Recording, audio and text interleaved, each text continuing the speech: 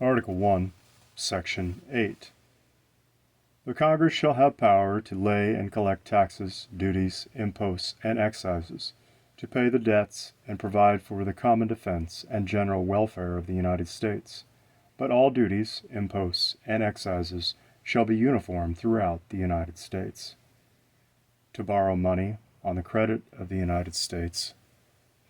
To regulate commerce with foreign nations and among the several states, and with the Indian tribes.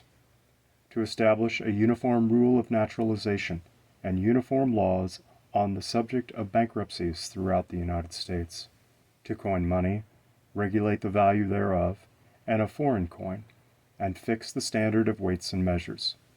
To provide for the punishment of counterfeiting the securities and current coin of the United States. To establish post offices and post roads. To promote the progress of science and useful arts by securing for limited times to authors and inventors the exclusive right to their respective writings and discoveries. To constitute tribunals inferior to the Supreme Court.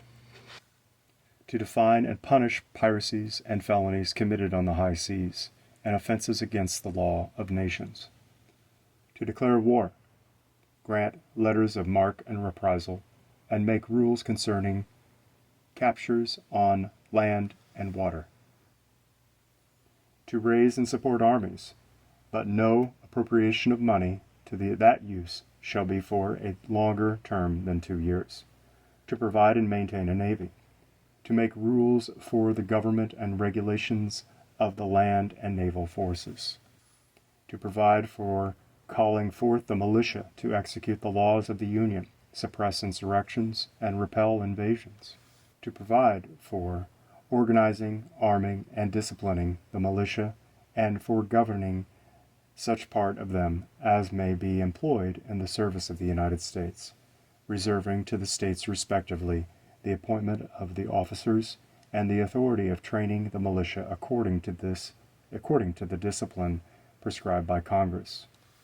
To exercise exclusive legislation in all cases whatsoever over such district as may, by cession of particular states and the acceptance of Congress, become the seat of the government of the United States, and to exercise like authority over all places purchased by the consent of the legislature of the state in which the same shall be, for the erection of forts, magazines, arsenals, dockyards, and other needful buildings, and to make all laws which shall be necessary and proper for carrying into execution the foregoing powers, and all other powers vested by this Constitution in the government of the United States, or in any department or officer thereof.